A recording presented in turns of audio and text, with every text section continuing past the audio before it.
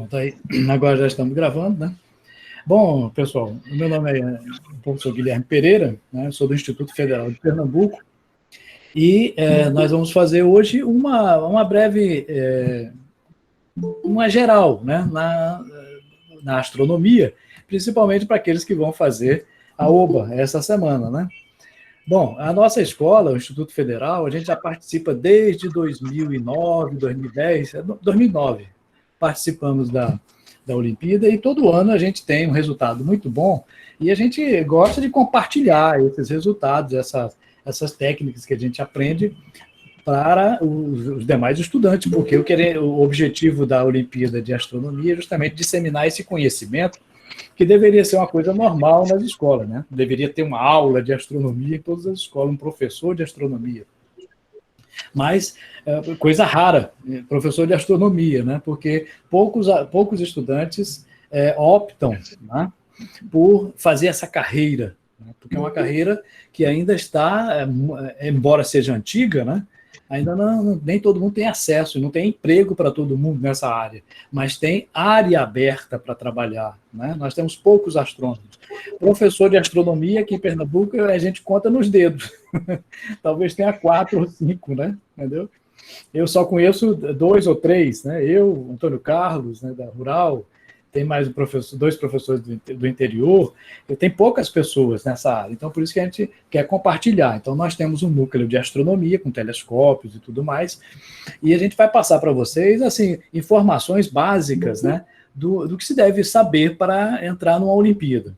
Nós já passamos lá por todas as fases, né? Nós já ganhamos medalhas todo ano da OBA, já fomos para a seletiva, já fomos para a latino-americana e já fomos para a mundial, né? E já tivemos medalhas em todas elas, né? Na Olimpíada Latino-Americana, nós tivemos 2 medalhas de bronze. Na Olimpíada Mundial, tivemos 2 também, tá? É a única escola aqui de Pernambuco que conseguiu uma medalha mundial, né? É o Campus Recife, do IFPE. E do mesmo jeito que os estudantes conseguiram lá, né? Qualquer estudante de qualquer escola pode conseguir. É somente ter o direcionamento adequado e a concentração adequada, né? Mais importante do que tudo que você aprende de astronomia, mais importante que isso, é você estar preparado para aquilo. Como? Como é que eu vou me preparar? Eu tenho que saber muita coisa. Não. Não se preocupe com a quantidade de informações que você possa ter para estudar. Não se preocupe. Você fique tranquilo, porque na OBA, o que a gente vai aprender é usar o conhecimento que você já tem. Tá? Então, o que você conhece de matemática, o que você conhece de física, o que você conhece de raciocínio lógico e etc., vai ser usado na astronomia. Tá? Então, do mesmo jeito que você usa a matemática para fazer uma conta uma relação matemática, esse está para esse, como esse está para esse. Isso eu sei de matemática.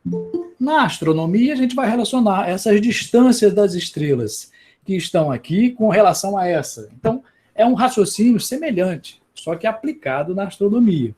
Então, por exemplo, como é que a gente tem um telescópio aqui atrás? Ó?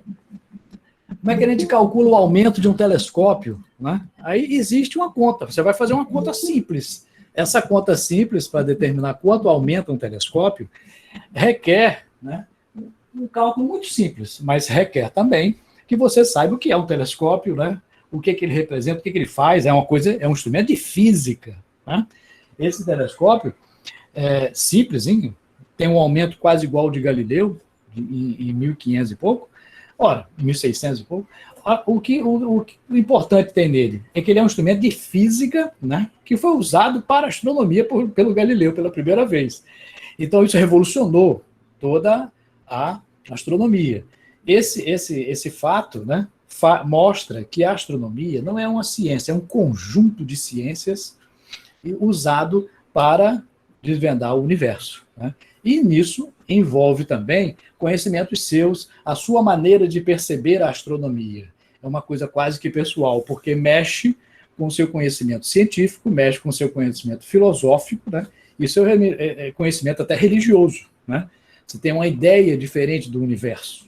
Então, por isso que a astronomia é tão importante. Então, nós vamos mostrar algumas coisas para vocês e vamos mostrar também alguns acessos, né, que vocês podem ter Então, vocês poderão ter acesso a alguns textos, né? Eu vou passar para você os links de alguns textos, né? Por exemplo, né? Deixa eu colocar aqui na visualização da minha tela. Então, os estudantes lá do IFPE, né? Eles trabalham com textos também. A gente fornece um material de estudo. Você não pode começar do nada, né? Então, nós temos aqui algumas coisas importantes, né? Por exemplo, a gente fez um drive aqui, em que nós temos aqui textos de revisão, né? Nesse texto de revisão, você vai poder ter acesso a vários tipos de materiais, né? Como apostilas, as últimas provas, né? Resolvidas, né? Provas da OBA, da OPA, né? Aqui nós temos aqui, por exemplo, todas as provas da OPA desde 2004, por aí, né? Nós temos várias provas aqui. Então, esse material, ele está em um link, tá? E esse link a gente pode compartilhar com vocês tranquilamente, não tem problema, né? Então, a gente vai botar aqui, por exemplo, no chat de vocês, né, alguns links. Esse primeiro link aqui que eu vou colocar. E se você acessar, você vai ter acesso a esse drive, né, com textos, né? Vocês podem ver aqui, aulas de astronomia, livros, né? Materiais que são enviados também pela coordenação da UBA, né? A UBA envia esse material para o professor trabalhar com os estudantes também. A gente fez esse determinado conjunto de materiais para vocês trabalharem.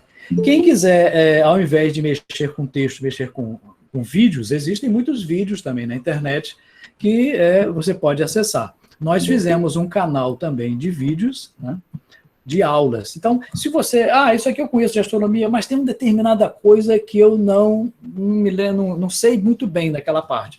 Então, você pode acessar o nosso canal de vídeos, que é esse aqui. Eu vou passar para vocês, né, esse canal de vídeo aqui. Vou botar aqui, ó, vídeos.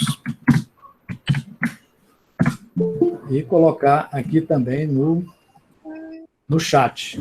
Então, aí nesse canal de vídeos, né, você vai poder assistir a aulas, por exemplo, tem uma aula sobre binóculos, sobre constelações, né? Então, determinadas coisas que vocês aprenderam de astronomia, né, a Lua, o Sol e tal, há uma relação entre eles, determinadas coisas a gente sabe, as outras coisas a gente não teve acesso. Então, nessas aulas tem, por exemplo, como você utilizar um binóculo, né? Então, se você está utilizando um instrumento como esse aqui, como um binóculo, né? Ora, um binóculo, a gente tem que ter um conhecimento. Então, existe aula, né, sobre isso, e mostrando quais as características de qualquer instrumento, inclusive os seus olhos, é formado de duas partes, né? Uma parte que coleta a luz, que é essa parte maior. No caso aqui é uma lente. Então, se você vai observar alguma coisa no céu, tem uma lente maior que coleta e concentra num ponto menor, que no caso vai ser a sua visão. Quando você tem uma lente, esse telescópio é um telescópio refrator, né? Então, o aumento dele depende dessa lente e dessa outra. Você pode coletar também através de um telescópio. Esse telescópio, né, ele pode ser desse tipo aqui, por exemplo, usando um tubo. E dentro desse tubo tem o quê? Muita gente fica pensando, o que tem dentro desse tubo? Não sei se dá para ver direito aí. Lá dentro tem um espelho, né? Ó, quando você bota a mão aqui, reflete. Esse espelho aqui, a luz entra por esse buraco, né? Vai entrar aqui, ó. Aqui na parte de trás tem um espelho que reflete a luz. Bate e reflete. A luz entra e depois volta para o espaço? Não, a luz entra e esse espelho ele é curvo. Como ele é curvo, ele concentra a luz nesse ponto, é um espelho côncavo. Concentrou aqui, dentro, nesse espaço aqui dentro, tem uma aranhazinha, né? Dá para ver a aranhazinha aqui, ó, onde tem um espelhinho inclinado em 45 graus para cá. Então, eu vou observar aqui, ó, vou olhar nessa lente menor. Então, existe uma ocular, que é a menor, e existe a objetiva, que é a maior. Para calcular o aumento de um telescópio, depois vocês vão ver na parte de textos, a gente pega a distância focal. O que é a distância focal? A distância em que esse espelho aqui, ou lente, concentra a luz. Quando ele concentra, Ah, mas como é que eu vou saber? Eu tenho que pegar uma régua e medir a distância em que a luz bateu aqui, vai concentrar. Ela vai fazer 2 feixes aqui, ó. Concentrar aqui. Essa distância que ela está concentrando, né, é a distância focal. Isso a gente aprende também na física, na parte da ótica. Tá? E essa lente aqui também tem, ela é uma lente que concentra, só que ela concentra agora no meu olho. Pum. Então é a ocular. Então, se eu mudar essa ocular, vai mudar o aumento do telescópio. A distância que ele concentra aqui é chamada distância focal. Ah, mas como é que eu vou medir isso lá dentro? Não precisa medir, está escrito aqui, ó, nessa plaquinha. Todo telescópio tem que ter uma plaquinha. Esse aqui, a distância focal é 500 milímetros. Se eu colocar uma ocular, né, de 20 milímetros, tá? Ah, como é que eu sei que é de 20 milímetros? Está escrito aqui. Então, se ela tem 20 milímetros aqui e tem 500 milímetros aqui, é só dividir um pelo outro. 500 por 20. Dá 25 vezes de aumento. Então, se eu colocar essa lente aqui, de 20 milímetros, com um telescópio de 500 milímetros, 500 dividido por 20. Né? 50 sobre 2, 25. Então, eu olhando aqui, eu vou ver a Lua 25 vezes maior. Se eu olhar o planeta, vai ser 25 vezes maior. Ele aumenta 25. É pouco isso aí. Tá? É o menor aumento que ele tem. Se eu mudar essa lente aqui, eu vou obtendo, eu posso colocar uma outra lente, como essa daqui, né? Essa aqui ela tem 15 milímetros. Então, se eu mudar... Então, cada lente que eu coloco na ocular é que faz aumentar o telescópio. Eu não mudo aqui. Né? Aqui tem um giro que você regula o foco para concentrar exatamente no seu olho. Então, com o telescópio, a gente pode calcular o aumento que ele tem. Tá? Isso é uma das informações. E essas informações, né, vocês podem acessar essas informações em aulas específicas. Então, nós temos aqui um conjunto de aulas específicas. Esse link que eu mandei aí para vocês, vocês podem acessar. Tem aulas sobre telescópio, sobre binóculo, sobre constelações, sobre planetas, leis de Kepler, cosmologia. Então, tem uma série de assuntos, temas, né? Mas a astronomia, ela começa por uma coisa bem mais simples. Então, nós vamos começar aqui por uma coisa bastante simples. Primeiro, vamos começar do zero, a astronomia, mostrando a vocês o que é astronomia. A astronomia é a parte da ciência que estuda o universo. Né? Então, o que nós vamos aprender sobre o universo é que... Né? Deixa eu acertar aqui, só um minutinho. A astronomia... Ela é formada por várias partes, né? Do mesmo jeito que quando você estuda biologia, né? Você está estudando biologia, você está vendo genética, você vai ver zoologia. A mesma coisa, a astronomia tem as suas divisões. Tem a astrofísica, tem a astrometria, tem a cosmologia. Essas partes todas, né, da astronomia... Deixa eu só permitir aqui os colegas de vocês para entrar. Essas partes da astronomia são importantíssimas, mas elas não vieram do nada. Né? Elas apareceram através de um estudo histórico, né? Desde a época de Galileu, Copérnico. Né? Então, nas provas da OBA, caem também informações bem simples, mas que você tem que estar acostumado a esse ambiente. Saber que o universo, né, ele veio de uma grande explosão, né, o Big Bang, e o mais importante, eu sei que o universo veio de uma grande explosão, mas o que aconteceu? O que aconteceu é o que nós chamamos de astrofísica. Né? Ou seja, pegar o conhecimento da física, por exemplo, temperatura. Qual é a temperatura do universo no início? E qual é a temperatura do universo no fim? Então, o seu conceito de temperatura é qual? Tem que saber. Ora, se você imaginar que as coisas estão sempre em movimento, por exemplo, essas duas oculares aqui, elas representam os átomos. No início do universo, eles estavam tudo juntos. Depois, eles começaram a ter, por um motivo ou outro, expandir-se. Então, começaram a bater um no outro. A temperatura é a medida desse choque entre uma partícula e outra.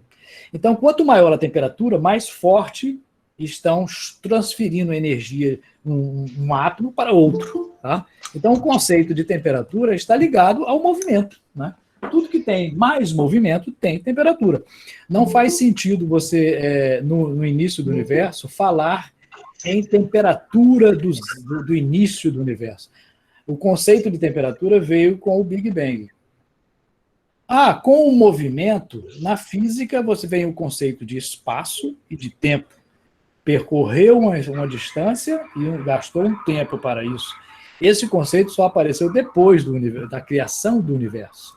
Então, quando a gente fala do Big Bang, ele está falando das leis da física. Tá? Então, na realidade, a astronomia ela mexe muito com quase tudo que a gente entende, né, do universo. Como é que existe a vida, né? Como se comporta a vida no espaço, por exemplo? Tudo isso mexe com o nosso conhecimento geral. Então, na hora de você fazer uma prova, não pense em saber a resposta. Pense em usar o que você já aprendeu para resolver aquele problema. Né? É o que eu digo para os alunos. A gente pensa assim, eu vou fazer uma prova e essa prova da Olimpíada eu tenho que atingir uma nota tal. Não, você tem que atingir uma nota melhor do que a sua própria. Se você, há um ano atrás, fizesse a prova, você tiraria 4. Mas hoje eu vou tirar 6, vou tirar 7, vou tirar 8. Você tem que ser melhor do que a sua cronologia, você tem que ser melhor do que você mesmo. Então, a lição que uma Olimpíada passa para um estudante não é a quantidade de conhecimento que ele tem, né? Que naturalmente vai aumentando. Todo mundo, hoje, você sabe mais do que quando você era criança. Né? Mas como você aplica aquilo. Então, vocês estudam matemática, estudam física na escola, mas como é que você usaria isso para resolver alguns problemas que você não passou por eles ainda? Então, eu quero calcular, o professor diz lá, velocidade de um carro em movimento e tal. Agora a gente vai fazer a mesma coisa, só que para a Lua, para o Sol, para uma galáxia em movimento. É o mesmo conhecimento. Então, não se preocupem de chegar na prova, que vai ser daqui a alguns dias, e encontrar lá, né, assim, vai ter coisa de astronomia que eu não sei. Não. A própria questão vai lhe dar informações sobre como você resolver. Só que dentro da sua cabeça já tem um pouco de matemática, já tem um pouco de física. É suficiente para resolver aquele problema? É isso que você vai testar agora. Ou seja, você vai pegar aquelas ferramentas que você teve e tentar resolver aqueles problemas. Problemas assim como, por exemplo, esse do universo. Né? Qual é a velocidade com que o universo está expandindo? Houve uma explosão. Hoje, admite-se que a velocidade de expansão é próxima da velocidade da luz. Por quê? Porque é a máxima velocidade que nós conhecemos. Se o universo tivesse a velocidade da luz, eles fizeram um cálculo. Ele teria um tamanho de 13,6 bilhões de anos-luz. Esse é o tamanho do raio do universo. Né? Do mesmo jeito, você vai estudar um pouquinho também, né? Deixa eu ter que dar uma paradinha aqui para o cara dos estudantes. Você vai ter que estudar um pouquinho de astrometria. Né? Mas o que danado é astrometria? São as medições que a gente faz na astronomia. Né? Metria, vamos medir. Então, uma delas é saber latitude e longitude. Né? A latitude em que você está na cidade, qual é a latitude de Recife? Alguém sabe a latitude de Recife? Eu esqueci, professor. Eu não sei, eu não me lembro da latitude de Recife. Aí você tem que saber o que é latitude. Ou seja, a latitude é o ângulo, né, que forma sobre a Terra, né, em relação aos polos. Então, você está em cima de uma esfera, você tem 2 ângulos, a latitude e a longitude. A latitude é em relação ao Equador. Né? Recife está a 8 graus acima do Equador. E a longitude é o ângulo que forma com o meridiano padrão, que é de Greenwich. Né? Então, essa esfera aqui é chamada esfera terrestre. E a outra é a esfera celeste. A esfera terrestre, o centro dela é o centro da Terra. Lá do centro, a gente mede longitude e latitude, duas coordenadas, como x e y. Tá? Então, nós estamos aqui, por exemplo, numa latitude que equivale ao fuso, uma longitude que equivale ao fuso de 3 horas. Então, a hora aqui é diferente do outro lugar da Terra, porque a Terra está girando. E na esfera celeste, o centro dessa esfera não é o centro da Terra, é a própria Terra. É como se a Terra estivesse lá. E você olhasse para cima, você veria uma esfera. Essa esfera que a gente olha para cima e vê é a chamada esfera celeste. É uma esfera imaginária. Não existe essa esfera celeste. Ela é uma visão do céu vista da Terra, como nós enxergamos. Então, vocês estão vendo essa imagem aqui embaixo, né? Que a Via Láctea se mexendo. Cada pontinho desse é uma estrela da nossa galáxia. E ela vai girando, girando de leste para oeste. A gente vê todos os astros do céu, né? Incluindo os planetas, as estrelas, eles nascem no leste e se põem no oeste, né? Em cima desse giro, dessa esfera ao nosso redor. Podemos ver aqui, ó. E, na realidade, não são as estrelas que estão indo de leste, subindo e indo para o oeste, formando um arco, que nós chamamos de meridiano. Pergunta da prova: qual é o ângulo entre o início e o fim do nosso meridiano aqui, ó? Meridiano local, para o observador. Esse observador vê do leste para o oeste, esse meridiano, que é o que passa sobre o observador. Então, daqui até aqui tem 180 graus, né? Mais 180 graus na parte de baixo, que está escura. Né? E nós estamos também associando a nossa observação particular. Quando a gente olha, por exemplo, para o Sol, né? O ângulo que nós enxergamos o Sol é de cerca de meio grau, ou 30 minutos, mais ou menos. Né? É mais ou menos o diâmetro da Lua também.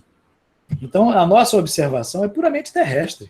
E a gente tem que lembrar que a gente está num globo, né? Esse globo giratório, ele gira não de leste para oeste, mas de oeste para leste. A gente vê os astros nascendo no leste e se pondo no oeste, mas na realidade a Terra que está girando, e nós estamos sobre essa curvatura toda, faz uma diferença na observação do céu, viu? Então, se você observar um astro aqui da Terra, no hemisfério norte, ou no Equador, ou no hemisfério sul, você vai observar de forma diferente. Por quê? Porque nós estamos, ao nosso redor, tem uma esfera imaginária, que é a esfera celeste. O ponto que está exatamente em cima da nossa cabeça é o zênite. Do outro lado, não está o nome aqui, mas é nadir. O ponto exatamente contrário. Então, o zênite é o ponto em que está exatamente em cima da nossa cabeça. Se a gente fizer um arco de norte a sul, nós temos o meridiano. Aqui leste, aqui oeste, aqui é norte e aqui é sul. E a Terra, mesmo assim, vê a confusão que é. A Terra ainda está um pouco inclinada, né? Os raios de sol, quando batem na Terra, batem numa coisa girando e, ao mesmo tempo, inclinada. Né? E essa inclinação, né, a gente pode ser observada aqui, faz com que os astros tenham arcos diferentes. A gente está sobre a Terra, a gente pode observar, olha aqui, ao nosso redor, as coisas giram em torno do polo. Então, tudo que nós observamos no céu gira em torno de um polo. Aqui, nós estamos em Recife, né, o nosso polo é mais o sul. Por quê? Porque nós estamos 8 graus abaixo do Equador. Então, aqui a gente consegue observar o polo sul. Nós não observamos o polo norte. Então, essa observação é uma observação aparente. Olha aqui, é como se você estivesse assim, ó. Você está aqui embaixo, no solo, e olha para o céu, aparentemente vê uma abóboda celeste. Mas, na realidade, é uma visão local. Existem estrelas que estão próximas e estrelas que estão longe. Né? Lua, Sol. Essa esfera imaginária, né, que nós observamos é chamada abóboda celeste, ou esfera celeste. E nessa esfera celeste, a gente vê o Sol, por exemplo, ele nasce, sobe e depois se põe no ocaso. Então ele nasce no leste Esse ponto mais alto em que ele subiu, né? Você vai dizer, é o meio-dia. Bom, é o meio-dia para o local, para quem está ali, naquele lugar. Né? Mas, na realidade, não é o Sol que está andando, é a Terra que está girando. Né? Então, tem épocas do ano em que o Sol sobe mais baixo ou mais alto. Né? Se você olhar para o céu, você pode até medir a distância entre as estrelas. Né? Se você esticar a sua mão assim, você vê o ângulo entre duas estrelas é 20 graus, mais ou menos. O ângulo de 10 graus é mais ou menos da palma aqui da sua mão, né? O seu dedo maior tem 2 graus, mais ou menos. E se você olhar o Sol, é claro que você não vai olhar direto, né, com uma nuvem na frente ou um filtro, você vai ver que é mais ou menos meio grau. Então, medir coisas no céu, né, é importante. Por quê? Porque ali nós podemos fazer com que essas distâncias possam ser medidas. Os antigos usavam isso. Tá? Aí observem bem. Se você... Só um minutinho. Se você fizer usar esses artifícios bem simples para medir ângulos, né, você poderia medir até distâncias que, teoricamente, estariam muito, muito distantes. Então, você pode fazer triângulos, como esse aqui. Ó. Se você medir, né, se quiser saber o diâmetro daqui do Sol, por exemplo, esse diâmetro angular, né, pode ser calculada a distância em que ele está, se a gente medisse o tamanho real do Sol.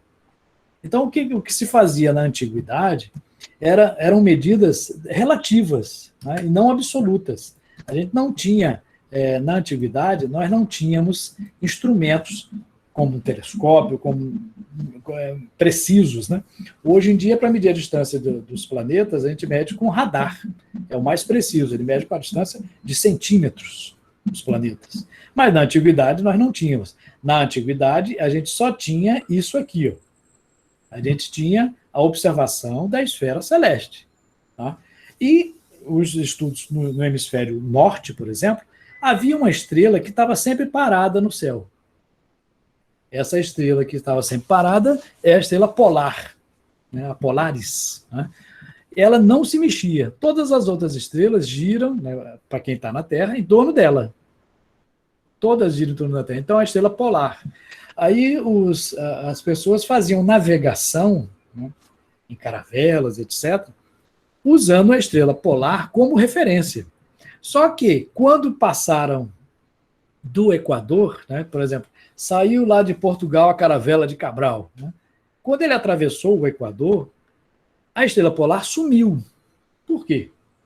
Porque ela estava abaixo do horizonte. Na Terra, o Polo Norte, quando você passa para o hemisfério sul, não dá para ver o Polo Norte, não dá para ver o sul. Então, ficava mais difícil você localizar as coisas. Né? Então, esse sistema era um sistema que utilizava ângulos. Então, tem os ângulos altura e azimute. Esses ângulos, altura e azimute, eles são utilizados também, né, num telescópio. Então, por exemplo, deixa eu mostrar aqui. Se a gente tiver um telescópio aqui como esse aqui, tá dando para ver aí, Wesley? O telescópio?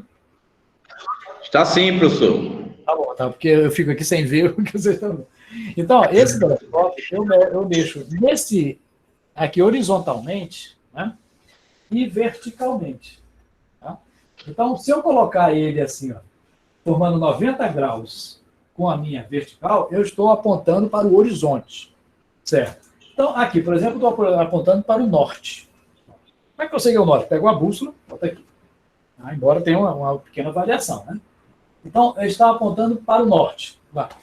O ângulo, né, com esse horizonte, o ângulo que ele forma com esse horizonte, eu posso medir aqui atrás. Ó. Deixa eu botar aqui mais perto. Tem um medidor de ângulo aqui. Ó. Dá para ver aí. Né? E eu meço quantos graus? 30 graus. Então, isso aqui é a altura.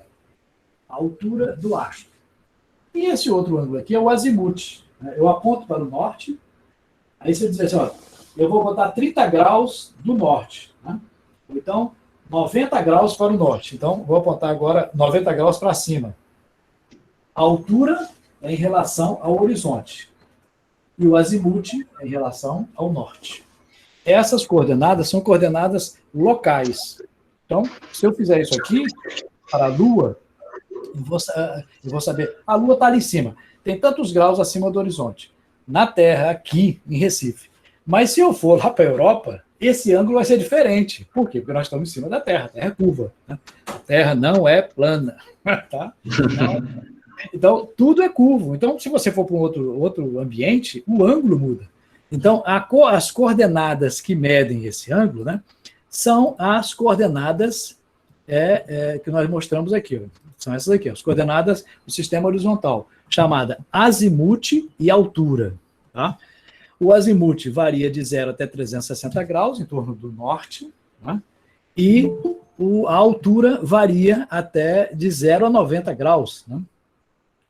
Então, deixa eu permitir aqui. E existe um outro sistema de coordenadas, que é as coordenadas celestes. As coordenadas celestes, elas são como a altura e o azimuth. Só que elas não são medidas em relação ao meu local, mas em relação à própria Terra. Né? Elas são chamadas de ascensão reta e a declinação. Essa ascensão reta e declinação é como se fosse a latitude e a longitude, entendeu? Não é diferente. É a mesma coisa da latitude e longitude, só que é numa esfera ao redor da Terra, chamada esfera celeste. E nós temos pontos de referência. Quais são os pontos de referência? O equador da Terra é o equador celeste. A gente cria em volta da gente uma esfera imaginária, que é a esfera celeste, de maneira que o equador da Terra seja, ele projetado no universo, forma um equador celeste. E na Terra, para medir a longitude, a gente usa o meridiano de Greenwich, na Inglaterra, como referência. Na esfera celeste, a gente usa o ponto vernal. Onde é o ponto vernal? O ponto vernal é quando o Sol cruza o Equador, subindo. É o ponto gama. Então, mas o Sol subindo porque tem épocas do ano em que o Sol está... Deixa eu botar aqui. Tem épocas em que o Sol ele está subindo mais alto e tem épocas que ele está subindo mais baixo. Então, são as estações do ano. Mas o Sol ele tem uma trajetória em cima da esfera celeste. Essa trajetória faz com que ele, no céu, mude. Nós também estamos mudando. Na realidade, não é o Sol que está andando, o Sol está lá parado, a Terra que está girando. Ao girarmos em torno do Sol, inclinada, né, nós vemos o Sol que parece subir e descer. Isso é que causa as estações. O que causa as estações não é a proximidade da Terra do Sol. Está muito quente, a Terra está perto do Sol. Não é por isso, não. É porque a Terra inclinada tem épocas que bate mais em cima da gente, tem épocas que bate menos. Atravessa mais ou menos a atmosfera, porque a Terra é inclinada. Então, a atmosfera, ela recebe a luz do Sol e faz com que fique mais frio ou mais quente. Essa inclinação é que causa as estações, são as 4 estações do ano. Então, quando a gente vai fazer uma medida no telescópio, esse telescópio, por exemplo, ele tem um motor aqui, ó, né? A gente liga na eletricidade, ou então coloca pilha, ele também pega com a bateria aqui, né? Ele tem um sistema que, quando você aponta para uma estrela e liga, ele sai acompanhando a estrela. Pergunta da Oba. Um telescópio foi colocado, tem um motorzinho que acompanha o movimento de rotação da Terra.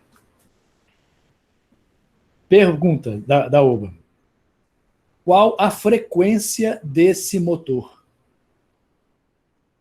Mas, professor, como é que eu vou saber a frequência desse motor? Você tem que saber de físico. O que é frequência? Você não vai muitas vezes na escola, então sua frequência caiu, né? Frequência é o número de vezes que você acontece uma coisa, né? Se você vai todo dia na escola, a sua frequência é alta. Se você vai poucas vezes, é baixa. A frequência é o número de vezes que acontece uma coisa numa unidade de tempo. Então, a quantidade pelo tempo. Qual é a frequência desse? O Sol, os objetos giram em 24 horas, né? Então, a frequência dele é o número de vezes que esse motor gira por hora. Quantas vezes ele vai girar por hora? Ele vai girar uma vez em 24 horas. Então, a frequência desse motor é 1 sobre 24 horas. É um dia. Esse motor dá uma volta em um dia. Tá? Se eu quiser botar em minutos, né? Então passa hora para minuto, né? Cada hora em 60 minutos. Tá? Se você quiser em segundos, né? Aí vai sair em hertz a frequência. Então, observe que o conhecimento de física você vai ter que usar aqui, né? Ótica, vai ter que usar também um conhecimento, né? Que é aprender como é que alguns conceitos de física, como velocidade, frequência, né? A frequência, qual é a velocidade angular da esfera celeste? A esfera celeste está girando 360 graus por dia.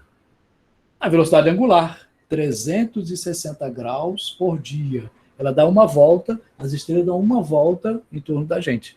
Então, às vezes, a pergunta parece complicada, né? Qual é a velocidade angular da esfera celeste? Professor, não sei isso não. Vamos com calma. O que é velocidade angular? É o ângulo pelo tempo. Velocidade é distância sobre tempo. Velocidade angular é ângulo sobre tempo. O ângulo para dar uma volta num círculo é 360 graus. Então, 360 graus dividido pelo tempo. Qual é o tempo que leva para dar uma volta? É um dia. 24 horas. Então, vai ficar 360 graus por 24 horas. Divide para ver quanto é que dá. Dá 15 graus por hora. Então, a velocidade angular é 15 graus por hora da esfera celeste. É isso mesmo. Ó. Então, você pode usar o seu conhecimento de física, conhecimento de matemática, para resolver um monte de problemas. Né? Entre eles, entender como é que funciona, por exemplo, né? Eu até elaborei um texto, né? Eu vou até mostrar a vocês, deixa eu ver o que está aqui. Esse textozinho é uma revisão, né? Não se preocupem que a gente não tem que aprender tudo nessa aula, não. Mas eu vou fornecer um material para que vocês deem uma revisada. Né? Então, essa revisãozinha está num texto aqui, ó, falando sobre a esfera celeste, sobre um pouquinho, isso aqui é bem resumido, né? Sobre as estrelas, né? As principais estrelas. Se cair na prova lá, qual é a estrela mais brilhante do céu? Eu sei lá, será que é Alfa Centauro? Será que não? A estrela mais brilhante do céu é o Sol. Não esqueça, é o Sol. Tá? O Sol é a estrela mais brilhante. Muita gente esquece disso, né? Depois do Sol, qual é o objeto mais brilhante do céu, depois do Sol? Bom, se você parar para pensar direitinho, né? O objeto mais brilhante do céu é o Sol. Depois é a Lua. Dependendo da fase, vai ter diferentes. Depois da Lua, nós temos Vênus. Né? E depois outras estrelas, né? Sírios, etc. Depois é que tem aquelas estrelas tradicionais. Né? E para isso a gente tem que ter o conceito de magnitude. Ó. Qual é a magnitude? Qual é a magnitude do Sol? Depende. A magnitude do Sol aparente e a magnitude é absoluta. Então, existe uma relação entre magnitude aparente e absoluta. O que é aparente e o que é absoluta? A aparente é que é visto aqui da Terra. Essa magnitude, quanto menor a magnitude, né, mais brilhante. Aqui tem uma tabelazinha ó, de magnitude aparente. Ó. Magnitude aparente do Sol. Deixa eu ver se aumenta aqui. Aqui, ó, magnitude aparente. Se você olhasse para o Sol, né, hoje, ó, a magnitude aparente do Sol é menos 26. Menos 26. A magnitude, quanto menor a magnitude, maior o brilho. Então, é uma escala. Mas essa escala é em relação a quem? A estrela Vega. A gente considera a estrela Vega uma estrela padrão, é zero. Né? Aquela é zero. Então, essa aqui é 2 vezes mais brilhante, é 2 vezes menos brilhante. Então, a gente usa como referência. Né? O Sol é menos 26, a Lua é menos 12, Vênus é menos 4. Sírios é uma estrela, é a estrela, né, normal depois do Sol mais brilhante, é menos 1,45. Alfa da Baleia, Rigel, né, são estrelas comuns. Né? Então, o conhecimento sobre magnitude é importante, esses conceitos, galáxias, né? As galáxias são um conjunto de estrelas A nossa galáxia é um conjunto de 200 bilhões de estrelas, é a Via Láctea. Né? Então, como é que a gente sabe que a galáxia está a tal distância? A gente usa o efeito Doppler. Então, quando os cientistas, até 150 anos atrás, né, eles olhavam para o céu e viam uma nuvenzinha, aí não sabia que nuvem é essa. Né? Essa nuvem é uma nuvem de estrelas ou é uma nuvem de gás? Como é que você vai saber? Você não tem um telescópio suficiente para olhar uma estrela de perto, assim, para ver ela redondinha. Não tem essa capacidade. Então, os cientistas olhavam essa nuvem, né, e até 100 anos atrás achavam que era nuvem de gás. E existem nuvens de gás. Forçam tanto que começam a brilhar. Né? Aí, quando eles começam a brilhar, formam as estrelas brilhantes, essas que a gente vê no céu e tal. Mas existiam umas que elas estavam sempre fixas lá, ela não tinha essas propriedades. Então eles começaram a ver que elas tinham um movimento, então variava a frequência. Pela variação da frequência, eles descobriram a velocidade e a distância dessa nuvem. E viram que estavam tão longe, que não eram estrelas, não eram nuvens de gás, eram nuvens de cada pontinho, não era um gás, era uma estrela. Então era uma galáxia. Estavam a milhões de anos-luz, não estava 1 ano-luz, 2 anos-luz. A estrela mais próxima da gente, né, depois do Sol, é Alfa Centauro, 4 anos-luz. Isso aí estava a milhões de anos-luz. Então era uma galáxia com 100 bilhões de estrelas. Né? Essa foi uma grande descoberta na virada do século XIX para o século XX. Né? Eles descobriram que havia outros mundos com outras estrelas, e essas estrelas deviam ter sistemas lá de planetas, etc. Então, tudo isso, esse conhecimento veio desse instrumento aqui. À medida que você observa com mais nitidez as coisas, você pode acoplar aqui, né? Ao invés de colocar uma ocular simples como essa, você pode colocar outras coisas. A primeira coisa que colocaram foi uma lente que diminui. Por que bota uma lente que diminui no telescópio? Aqui, essa aumenta, é ocular. Se eu botar ali, tem 25 vezes de aumento. Se eu colocar essa que diminui, ela é chamada lente Barlow, né?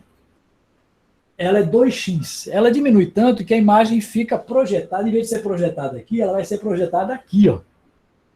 Vai ser projetada bem mais longe.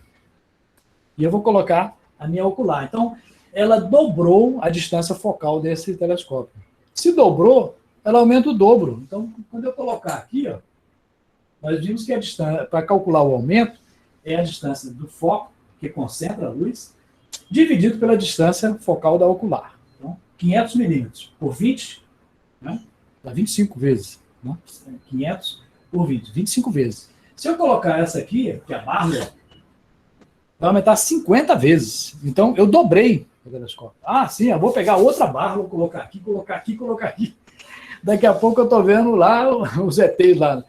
Teoricamente, né? Mas tem um problema. À medida que você vai colocando, vai ficando escura a imagem. Então, você precisa de um telescópio maior para coletar mais luz. Então, a tarefa era fazer um telescópio cada vez maior, cada vez maior. O máximo que conseguiram até esse período aí, da virada do século, né? Era assim, 2 metros, 3 metros. Chegou até o Monte Palomar, que era de 5 metros. Um espelho de 5 metros. Alguns anos atrás eu fui no Chile, né, com os alunos que ganharam o concurso aí do Chile, né, e a gente foi visitar um telescópio que é um dos maiores do mundo, com 8 metros. Né, todo tecnológico, com câmeras digitais, etc.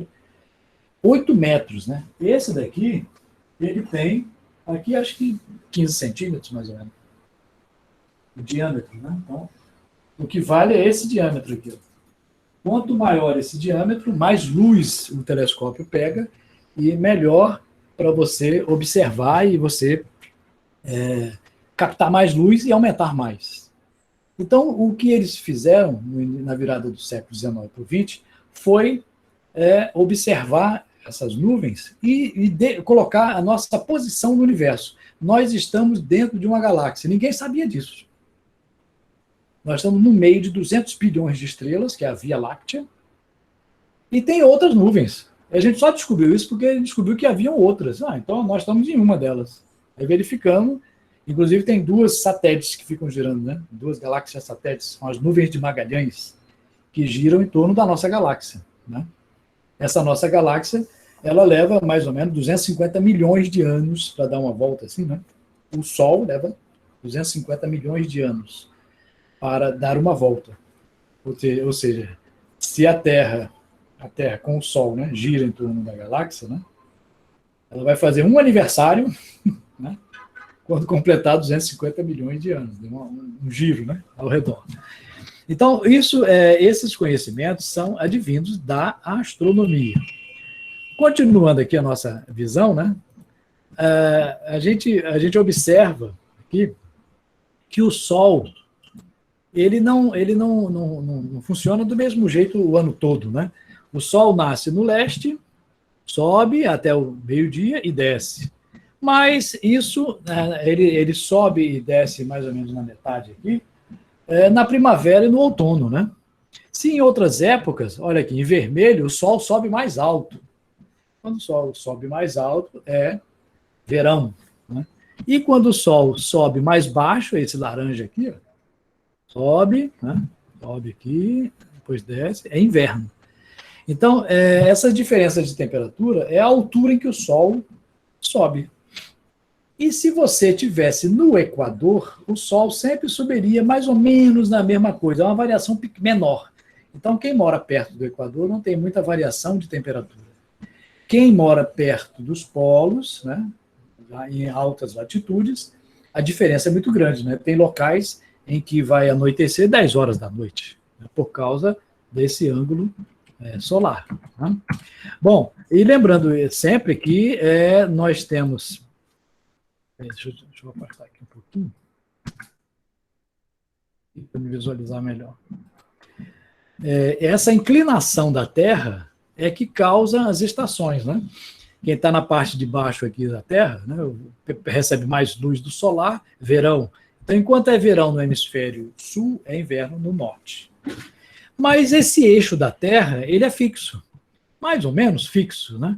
Porque ele faz um movimento chamado precessão dos equinócios. Essa precessão dos equinócios, esse eixo da Terra, ele varia um pouquinho, dá um giro e volta ao mesmo lugar em 26 mil anos. Tá? Aí, em cada 26 mil anos, nós temos aí mais ou menos, não é só isso, né? Uma era do gelo. Então, existem períodos em que acontece uma era do gelo causado por essa chamada precessão, movimento do eixo da Terra. Então, observem aqui nessa figura, o Sol está iluminando a parte de baixo. Agora, como a Terra está girando em torno do Sol, que é o movimento aqui em cima, aí aparentemente o Sol vai... Está no Equador, é um equinócio. Equinócio, noites e dias iguais. Equinoce. Equinócio quer dizer noites com a mesma duração do dia. Agora está subindo. É verão no hemisfério norte e é inverno no hemisfério sul. Aqui no hemisfério sul, a luz vai bater de lado. Então, ela vai atravessar uma parte maior da atmosfera e vai esquentar menos. Por isso que tem os solstícios, que são os pontos máximos, né? Solstício de inverno e solstício de verão, e o equinócio da primavera e do outono, quando o Sol bate exatamente a pino no Equador. E existe também o movimento dos planetas, né? O movimento retrógrado do planeta. Por que, se perguntarem na UBA, né? Por que tem hora que a gente está observando Marte, tem hora que ele vai para lá, tem hora que ele vem para cá? Os planetas no céu, eles fazem essa cobrinha aqui, ó. E os antigos, né, na época lá de Ptolomeu, de Aristóteles, eles não sabiam por que essas estrelas malucas faziam esse movimento. Né? Eles chamaram isso aí de estrelas errantes. Estrela errante, em grego, é planeta. Então, planeta é uma estrela errante, porque ele fazia esse giro aqui estranho, né? Hoje nós sabemos, pela essa figura aqui em cima, à esquerda, em branco, né, você pode ver, ó, a Terra, né? A Terra é esse verde, e o vermelho é Marte. Então tem hora que a Terra passa a Marte, então parece que ele está voltando. E tem hora que a Terra está indo na direção de Marte, então parece que ele está vindo. Depois que a Terra passa, parece que ele está voltando. Por quê? Porque cada planeta tem um período diferente. Por isso que aparece isso aí. Também é importante a gente estudar as leis da gravitação, né? As leis da gravitação mostram que existe uma força, né? E aqui embaixo, né, nessa figura aqui de baixo, você tem vários planetas, Mercúrio, Vênus, Terra, Marte, e se você fosse sair com um foguete de cada um deles, você sentiria maior dificuldade de sair de qual? Pode cair na prova. Olha, essa dificuldade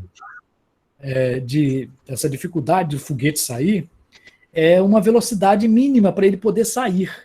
Então, aqui na Terra, você para sair da Terra com o foguete tem que ter uma velocidade de quase 40 mil quilômetros por hora. Mas dos planetas, qual planeta que você teria que ter maior velocidade para poder sair? Aí você recai. Posso responder essa, professor? Pode, pode sim. Pela imagem, seria Júpiter e Saturno, não é isso? Exatamente aqui. Por que isso? Porque, observe, a lei da gravitação, né? Olha aí. A força de um corpo sobre o outro, digamos que esse M1 aqui, ó, deixa eu ver se está... Deixa eu aumentar aqui. Esse M1 aqui é a Terra. M2 é você está no espaço. Ele está te puxando, né? É a força da gravidade. Essa força da gravidade depende de quê? Depende de uma constante, que é um G grande aqui, ó, constante gravitacional. Depende da massa dos dois corpos e do quadrado da distância entre eles. Então, se o corpo tiver uma massa maior, essa força vai ser maior. O foguete é o M2, é você, é o mesmo, né? Então, para se livrar dessa força, vai ser mais difícil em Júpiter, né? Depois de Saturno, é maior. Que é a massa maior. Quanto maior a massa, maior. E para calcular essa velocidade, olha a fórmula aqui do lado à direita. A velocidade aqui, ó, aqui é a velocidade de um satélite em órbita, né? Desculpem aqui. A gente pode calcular essa velocidade que o satélite está girando em função de quê? Olha aí, função do G, que é a constante gravitacional, da massa do planeta e da distância, o R. Né? Como é que eu cheguei a essa fórmula? Olha aqui. Ó. Essa fórmula aqui, mv2 sobre R, é essa daqui, ó, F1 e F2. F1 é a força centrípeta. Força é massa vezes aceleração. Massa está aqui, ó, a massa do objeto, que está em volta girando. A aceleração é a aceleração centrípeta, V2 sobre R. E aqui é a força da gravidade, G grande, M pequeno, a massa do planeta e do satélite, sobre R2. Cortando M com M, R com R2 aqui, passa para R. Você calcula a velocidade com que um satélite está girando em torno da Terra. Se você quisesse calcular essa velocidade para Júpiter, o que eu teria que fazer? Teria que botar esse M, a massa de Júpiter, e esse R, a distância até Júpiter. Se eles tivessem a mesma distância de Júpiter, com uma massa de Júpiter maior, a velocidade vai ser maior também. Então, para orbitar um planeta, ou para sair do planeta, você vai depender da massa do planeta, né? Quanto maior, né? Então, como é que eu vou saber disso, professor? Observe. Os 4 primeiros planetas são todos sólidos e relativamente pequenos. E tem satélites. Os outros planetas são gigantes, gasosos. Então, ó, Mercúrio, Vênus, Terra e Marte, né, são os planetas chamados de telúricos. Né, são telúricos, calor, quente, estão perto do Sol. Né, são sólidos, dá para você descer neles. Né, aqui é muito quente, tá certo, mas dá para descer, tem chão nesse planeta. Os outros planetas, Júpiter, Saturno, Urano e Netuno, não dá para descer de nave espacial, porque não tem chão. Todos esses planetas são gasosos. Tá? Não tem chão para você pisar lá, não. Mas só que eles são muito grandes, né? Enormes planetas, com massas muito grandes também. Tá? Bom, aqui, vamos dar uma paradinha aqui. Observe que toda vez que a gente está observando, está vendo o que vai acontecer no universo, a gente está olhando para uma coisa que pode estar perto ou pode estar longe. Se estiver muito longe, né, a gente vai ver o universo como um todo, assim, é a cosmologia. Né? E a cosmologia é o estudo do universo como um todo. Esse mapa aqui que vocês estão vendo é o mapa do universo todo conhecido pelo homem, né? Pode ser que seja 10 vezes, 100 vezes maior, mas conhecido pelo homem é esse. E essas colorações aqui são colorações de matéria distribuídas no universo, né? São os agrupamentos, são os grandes aglomerados de galáxias. Então, uma galáxia aqui seria um pontinho, né? Coisa muito pequena. O universo, ele é muito maior do que isso. Essa cosmologia, ela estuda o universo de galáxias. Ela tem um tamanho, mais ou menos, de 13,7 bilhões de anos, com galáxias, buracos negros, né? Que são regiões de matéria que se concentram, né, no ponto. Então, toda essa estrutura do universo é estudado pela cosmologia. Então, a astronomia tem coisas próximas e coisas muito distantes. A gente tem que conviver com esses dois. Aqui é uma ideia de como seria um buraco negro. Tá? E o universo, como ele é muito grande, quando você observa o universo, deixa eu permitir um colega aqui de entrar. Quando a gente observa o universo como um todo, a gente usa a lei de Hubble. A lei de Hubble pode cair também, né? Ah, mas eu vou decorar essa lei? Não, a lei diz o seguinte, eu não falei para você que teve uma grande explosão? Essa explosão grande, pá, explodiu o universo, jogou as galáxias, a matéria toda para longe, com que velocidade? Ah, a velocidade de expansão, olha aqui a fórmula, é H vezes D. H é uma constante. Essa constante é chamada constante de Hubble, né? Que cada ano eles fazem um cálculo dessa constante H. Em média, ela está em torno de 70 quilômetros por segundo, né? É a velocidade de expansão do universo, em cada megaparsec. Que diabo é isso? Parsec é uma distância estelar de 3,26 anos-luz. Mega milhão. Isso quer dizer que a velocidade aumenta com a distância. Esse H é constante. Então, a velocidade de expansão de uma galáxia, a galáxia está sendo jogada para o universo, esse H é uma constante, e aqui é a distância. Quanto mais distante tiver uma galáxia, maior a sua velocidade. Então, essa lei de Hubble diz isso. Ó, quanto mais distante está uma galáxia, maior a velocidade. Tem um limite. Qual o limite? O limite é a velocidade da luz. Então, quanto mais distante tiver uma galáxia, maior a sua velocidade. É isso que diz a lei de Hubble. Se cair, não se preocupem, que eles colocam as fórmulas e colocam os dados também. É claro que você tem que saber usá-las, né? Usar essa relação entre da lei de Hubble. Né? E outras observações, né, que a gente faz, por exemplo, essa aqui é uma nebulosa. Ah, professor, é uma nebulosa cheia de estrelas? Não é bem assim. Existem nebulosas que são galáxias. E existem nebulosas que são de gás. Essa nebulosa aqui é a nebulosa de Órion. É uma nuvem de gás hidrogênio. Todo o nosso sistema solar, o Sol, os planetas, nasceu numa coisa assim. Essa nebulosa, ela é de gás hidrogênio, que é o gás primordial do universo.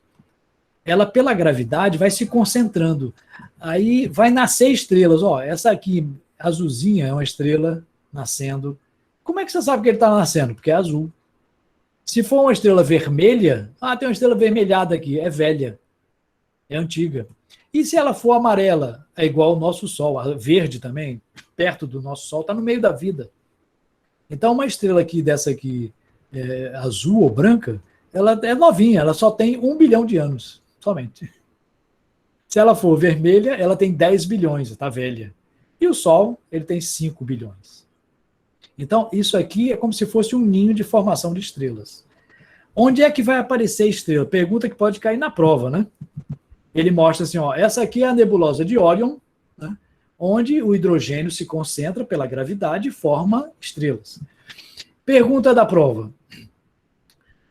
O local de maior probabilidade de nascimento das estrelas é letra A, áreas vermelhas, letra B, áreas violetas, letra C, áreas brancas, letra D, áreas escuras e letra E, áreas marrons. Qual a área aqui em que as estrelas têm maior probabilidade de nascerem? Aí você vai olhar, peraí. Deve ser no branco, né? Está brilhando lá, ó. Deve estar nascendo estrela aqui, ó, né? Então, na área branca. Não. A maior probabilidade, se está branco, é porque as estrelas já nasceram. Elas já estão brilhando. A área em que de maior probabilidade de nascer estrelas são as áreas escuras, pretas. Por que preta, professor? Porque ali você não está vendo luz nenhuma. Por que você não está vendo luz nenhuma nessa área preta aqui? Porque a concentração de gás é maior. Você está enxergando isso aqui vermelho ou violeta, assim, vermelho, branco, porque tem estrelas atrás iluminando. Aqui não. A luz não está passando por essa área negra, porque a densidade de gás de hidrogênio é maior. Se a densidade é maior, provavelmente vai se formar ali. Então, áreas negras, ó, como essa daqui, essas áreas escuras da nebulosa são áreas em que vão aparecer estrelas, porque está se concentrando o gás de hidrogênio até a concentração é tão grande que começa a ver as reações de fusão nuclear e ela começa a brilhar, igual o nosso Sol, que brilha do mesmo jeito. É um gás comprimido, o nosso Sol. E outras coisas que nós estudamos também na astronomia, né, assim, a astronomia pé no chão. Né? Tá? O Wesley quer perguntar alguma coisa? Pode perguntar. Não, professor, até aqui está tudo ótimo. Tudo bem, qualquer coisa você fala aí. O Wesley tá aí. Eu posso dizer aqui uma pergunta de um aluno, se o senhor puder responder agora. O senhor falou que estrelas brancas e azuis são estrelas novas, de aproximadamente 1 bilhão de anos. Uhum. Estrelas amarelas, como o Sol, são estrelas na metade de sua vida. Estrelas vermelhas, justamente estrelas velhas. O aluno Ariel perguntou assim, mas o Sol não é branco? Boa pergunta. Veja bem, as estrelas emitem todas as frequências de luz, né? As frequências de luz, quando chegam a nós, né, todas juntas, é o branco. Só que, se você colocar num aparelho e olhar bem com detalhe, você vai verificar que o Sol tem um pouquinho mais de verde, né, do que as outras cores. A intensidade é maior. Vai chegar uma hora, né, o Sol está distribuído, todas as frequências estão mais ou menos iguais. Só um pouquinho maior, né? Só um pouquinho maior está o verde. A gente diz amarelo, o Sol, pelo seguinte, normalmente a gente chama o Sol amarelo, porque a gente vê o formato do Sol quando ele está nascendo ou quando ele está se pondo. No meio-dia, você olha para o Sol, você vê é muito forte, não dá para enxergar direito. Mas quando ele está se pondo, a atmosfera filtra um pouco, então você vê a forma dele quando está se pondo. Então é meio alaranjado, é meio amarelo, né? Até vermelho às vezes, mas é o efeito da atmosfera. O Sol em cima, ele é branco. Mas se a gente olhasse com um instrumento chamado espectrômetro e medisse todas as frequências, o verde é um pouquinho mais intenso do que os outros. O Sol, na realidade, é verde. Não é à toa que todas as plantas, todas não, mas a maioria das plantas do nosso planeta, elas são verdes. Por quê? Porque tem clorofila. Mas por que tem clorofila? Porque é uma adaptação ao nosso Sol. Se um dia a gente for para um sistema de um Sol, um sistema solar por aí, em que o Sol seja vermelho, provavelmente a gente vai encontrar florestas, vamos supor que tem um planeta lá igual a Terra, né? Florestas vermelhas. Né? A maior parte das plantas é verde exatamente para controlar a intensidade solar, nem ser muito, nem ser pouco, né? Porque o verde é onde se aproveita a maior quantidade de energia para a planta crescer. Então, o Sol está no meio. Ele é verde, amarelo ali, né, nessa faixa. O Sol, depois de um tempo, ele vai ficar amarelo, depois vai ficar laranja, depois vai ficar vermelho e depois vai morrer. As estrelas vermelhas são estrelas velhas, né, que já estão morrendo. E as brancas e as azuis são mais jovens. Tá? Se a gente olhar para o céu, a gente vê a olho nu, né, num lugar bem escuro, no interior, assim, né? Você dá para ver 6.000 estrelas a olho nu. Aí cai na pergunta na prova da OBA. Se você estiver no interior, olhando para o céu, num determinado momento, naquele momento da noite, quantas estrelas, em média, nós podemos observar? um número mais próximo de... Aí vem lá, 2. Não, peraí, tem mais de 2 estrelas. 50 mil, 1 milhão, a olho nu. Quantas estrelas, aproximadamente, você vê num determinado momento, no interior, bem limpinho, sem nuvens, tudo limpinho, céu? Quantas vocês vê? Ah, o professor falou que é 6 mil. Mas não é 6 mil. É 3 mil. Por quê? Porque você está vendo metade do céu, né? E quando você olha, se você vê metade da abóbora, a outra metade está do outro lado, é dia, né? Você está à noite vendo metade das estrelas, 3 mil mais ou menos, a olho nu. Tá? Então, cuidado com essa pegadinha. Então, e a magnitude limite do olho humano é 6, né? Magnitude 6. Bom, para medir magnitude, a gente usa uma estrela como referência, que é a estrela Vega, né? Essas estrelas, elas vão sendo colocadas, por exemplo, aqui a estrela Sirius, constelação de Órion, né? Que é a constelação das Três Marias. E existe uma magnitude absoluta e uma magnitude aparente, né, que a gente vê aqui da Terra. A magnitude absoluta do Sol é em torno de 5, absoluta, do Sol. Aí por isso que muita gente diz, o Sol é de quinta magnitude, magnitude absoluta. Tá? Na verdade é 4,8. Né? Então o brilho vai depender. Então fizeram inicialmente uma escala, né? Mas essa escala era muito simples. Hoje em dia, a gente usa uma escala diferente, que é a de magnitude absoluta. Essa magnitude absoluta, você mede o brilho das estrelas a uma distância fixa. Essa distância fixa é uma distância de 10 parsecs, 10 pc. O parsec equivale a mais ou menos 3,26, 3,27 anos-luz. Então, se você colocasse todas as estrelas a uma distância fixa, elas teriam magnitude 1, 2, 3, 4. E no caso do Sol, é quase 5, mais ou menos. Tá? Se o Sol estivesse a 32,7 anos-luz, ele teria magnitude 5, aproximadamente. Tá? Quem fez essa classificação foi o Hertzsprung. Tá?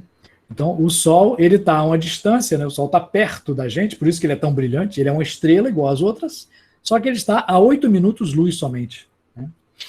Então, se você estiver na praia e o Sol, de repente, apagar, você ainda vai ter 8 minutos de luz solar. Depois, apaga de vez. É a distância que a luz sai do Sol e chega até a Terra. Tá? Então, essa distância é 8 minutos-luz. Então, para determinar a distância de uma estrela, a gente usa um método chamado paralaxe. A paralaxe é assim, né? Digamos, aqui tem uma animação, né? A Terra, o Sol, esse aqui é a esquerda. A distância da Terra até o Sol a gente chama de UA, unidade astronômica. A distância média da Terra até o Sol é 149 milhões e 600 mil quilômetros. Mas imaginando a Terra como dando uma volta por igual, né? A Terra está nessa posição, você localiza a estrela aqui. 6 meses depois, né? Aqui é 1º de julho, 6 meses depois, 1º de janeiro, você observa a estrela, ela está aqui. Na realidade, a estrela não saiu do lugar, quem saiu foi a Terra, né? Então forma um triângulo aqui, ó, né? Esse triângulo. Então, a distância daqui da Terra até o Sol é uma unidade astronômica. Se eu medir esse ângulozinho aqui, ó, forma um triângulo retângulo. Triângulo retângulo aqui. Esse ângulozinho aqui é chamado ângulo de paralaxe. Ó, aqui do lado à direita você pode ver. Esse Pzinho aqui é o ângulo de paralaxe. E ele é medido geralmente em segundos de arco. É muito pequenininho mesmo.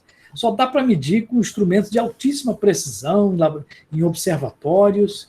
É um ângulo muito pequeno que você mede a cada 6 meses. E tem um triângulo. Ah, se tem um triângulo retângulo, você é um aluno esperto. Você sabe o teorema de Pitágoras, né? Então, essa distância aqui é uma unidade astronômica, é um lado do triângulo. A hipotenusa é D, a distância da Terra até a estrela. E a distância da estrela até o Sol. Será que com esse ângulo dá para calcular? Dá, entendeu? Dá para calcular. Então, geralmente, nas questões da OBA, não cai essa fórmula que eu estou mostrando a vocês aqui. m pequenos, a magnitude relativa, a magnitude absoluta, é igual a 5 vezes o logaritmo da distância na base 10 menos 1.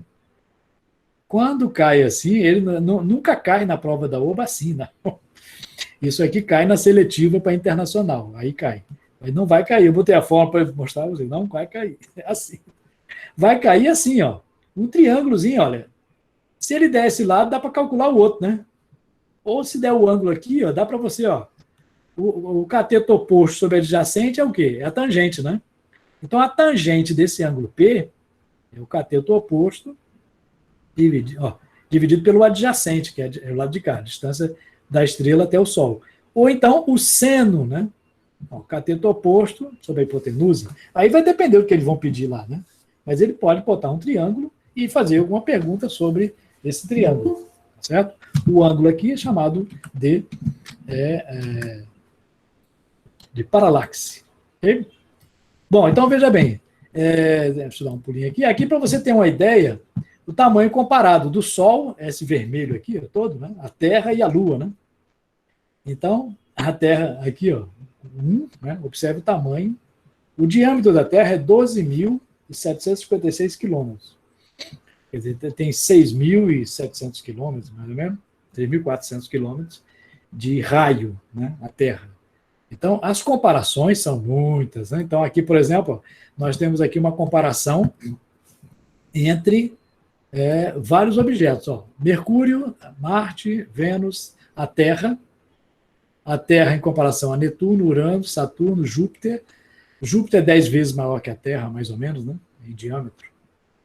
Aí Júpiter está aqui pequenininho, o Sol, Sírius é uma estrela branca, gigante, né? Depois Sírius aqui bem pequenininho, Pólux, Arturo, Aldebaran, uma estrela vermelha gigante. A maioria das estrelas vermelhas são gigantes. No final da vida elas ficam bem grandes, né? Vermelhas. Então existem estrelas de tamanhos enormes, né? Então pode cair também uma questão comparativa de tamanho, né? Das estrelas. Aqui nós temos um mapa. É importante esse mapa aqui das estrelas do céu. Esse mapa é como se fosse um mapa da Terra, né? Você já viu o mapa da Terra em que aparecem os países, né? América do Sul, América do Norte, África, etc. Aqui é o mapa celeste. Só que em vez de países, tem regiões. Essas regiões são as constelações. Tá? Então, constelação não é um conjunto de estrelas. Isso é uma pegadinha que cai muito na prova também, né? Marque lá o verdadeiro ou falso. A constelação é um conjunto de estrelas próximas a nós. Está errado. Não é um conjunto de estrelas. É uma área do céu vista da Terra. Se você sair da Terra e for para outro planeta, você vai ver uma constelação, um ângulo diferente. Se você for para outro sistema solar, você vai ver diferente, né? Então, por exemplo, aqui embaixo tem a constelação do Escorpião. Dá para ver o rabinho aqui do Escorpião. Né? Aí tem também as Três Marias. Estão onde? As Três Marias estão aqui, ó, Orion. Então, cada região dessa, cada área é uma constelação. Bom, mas quais as coordenadas? Aqui na vertical é a chamada declinação. É como se fosse a latitude, só que celeste. Esse zero aqui, essa linha do meio aqui que corta o mapa, é o equador celeste.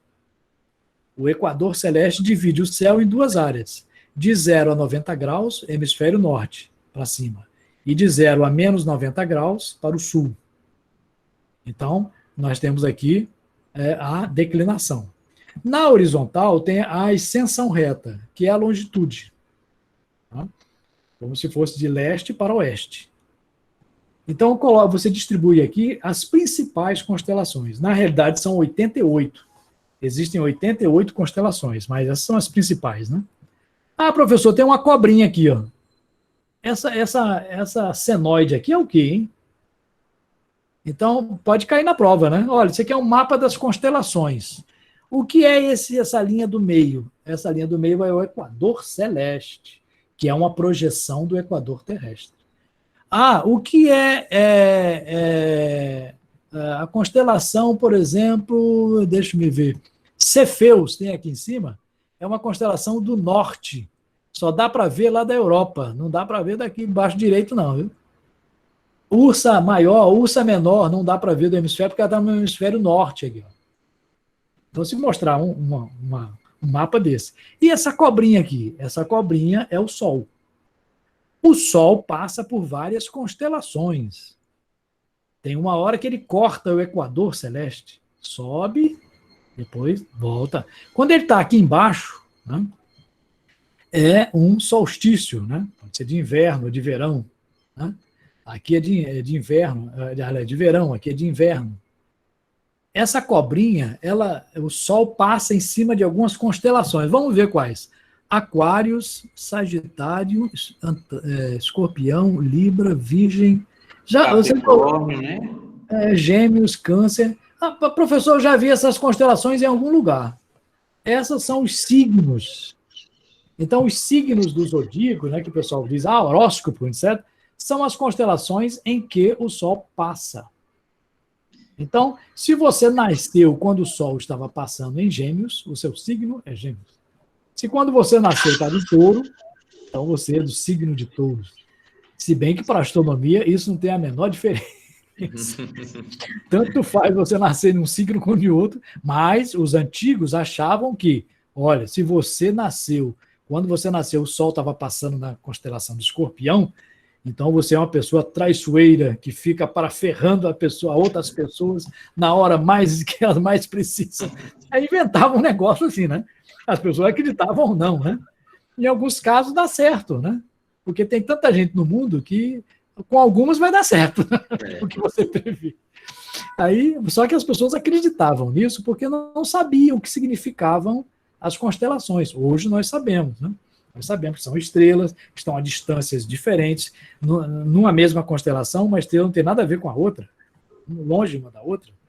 Então, esse tipo de estudo, né, antigo, né? Era a astrologia, né? Exatamente, essa associação. Hoje em dia, a gente não interpreta assim, né? É a diferença entre astrologia e astronomia. A astronomia é uma ciência, enquanto que a astrologia, ela não é uma ciência. Ela faz previsões, ela interpreta o céu de um jeito místico. Né? Você pode acreditar ou não, né? Mas o astrônomo não acredita, porque não existe nenhuma evidência, já foi feita até uma pesquisa científica sobre isso, nenhuma evidência em que a posição das estrelas no céu vai indicar se no dia seguinte você vai ser atropelado ou não. Tem nada a ver. Não existe nada que prove isso. Então, mas quem quiser acreditar, pode acreditar. Mas não há comprovação nenhuma de que a posição, o momento do seu signo, signifique alguma coisa na sua vida, a não ser que o Sol estando ali, você nasceu no verão, no inverno, na primavera. Aí sim, né? Claro. Está relacionado, mas não assim como os astrólogos imaginam. Tá? Essas constelações, elas também, as mais importantes, a Cruzeiro do Sul, pode cair aqui na prova. Tá? O Cruzeiro do Sul tem essas... Tem um verdadeiro e o falso, não é, professor? né? E na realidade, não existe cruz nenhuma no céu, né? É a imaginação humana que fez, para facilitar a localização, né, das estrelas. E essa do meio aqui é chamada intrometida, né? Mas é útil por quê? Porque o Cruzeiro do Sul, digamos, forma essa cruz aqui, é na direção aproximada do sul.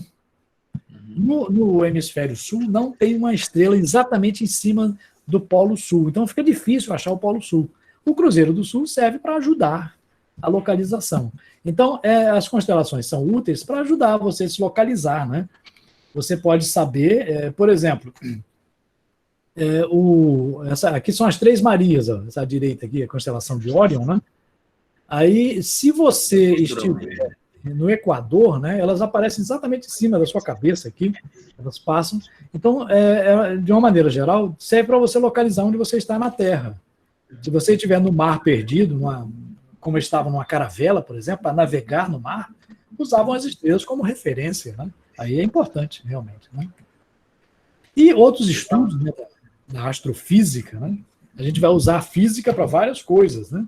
Sobre o universo, a formação dos planetas.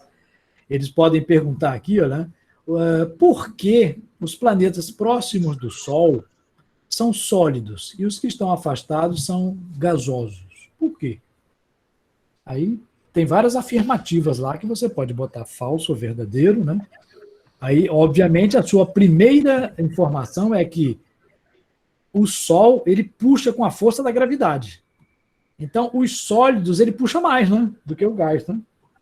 Então, na hora da formação do sistema solar, na hora de agregar, né, os que estavam mais próximos se juntaram com uma força maior, enquanto que os gases foram colocados mais afastados, né, do que o interior. Okay? Então, quando você gira toda essa matéria aqui, a parte sólida, né, ela é atraída e formando os planetas sólidos, próximos. Enquanto que o gás ele fica mais longe, porque o gás está mais disperso. E o gás é que deu origem aos outros planetas, são chamados gasosos, né? Semelhantes a Júpiter. Né? As estrelas evoluem também, né? Tá? Se tiver alguma pergunta, pode fazer, viu? Pronto, tá certo. Certo? Só uma observação com relação a essa parte de constelações. Eu participei de uma live com o professor Canalen, na qual teve a demonstração do programa Stellarium, que a gente poderia utilizar um software gratuito, né? Até o momento, eu não sabia, pensava na inocência que a constelação seria justamente esse conjunto de estrelas. E, assim, eu vi que era uma área delimitada do mapa celeste e tudo mais. E para os alunos, de uma forma lúdica, né, que talvez não conheçam de forma mais aprofundada o que são as constelações, a gente pode ver até em desenhos animados, como Cavaleiros do Zodíaco, a gente tem essas constelações que abordam muito bem elas, né, digamos assim, com relação aos cavaleiros, né, a gente consegue aprender isso de uma forma lúdica, professor. Uhum. E para localizar é importante, né? A gente saber, por exemplo, quando você vai descobrir algum planeta, algum cometa, você localiza ele na constelação primeiro, né? Para depois saber as coordenadas mais. Então são úteis para localizar, mas não para prever nada.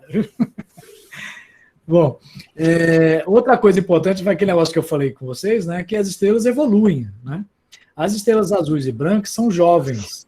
Elas têm 1 bilhão de anos, mais ou menos, né? A grosso modo. As de meia idade, amarela, verde, né, como o Sol, têm 5 bilhões de anos, mais ou menos, de vida. E as velhas, são vermelhas, laranjas, elas têm cerca de 10 bilhões de anos ou mais. Aqui, a maioria delas segue uma evolução que é dada por esses pontinhos aqui do meio do gráfico. Esse gráfico aqui é o diagrama de Hertzsprung-Russell, né? É um nome meio complicado, mas ele mostra a luminosidade em função da temperatura e a evolução das estrelas. Observem que o Sol está mais ou menos aqui no meio, né? Ele está no meio da vida.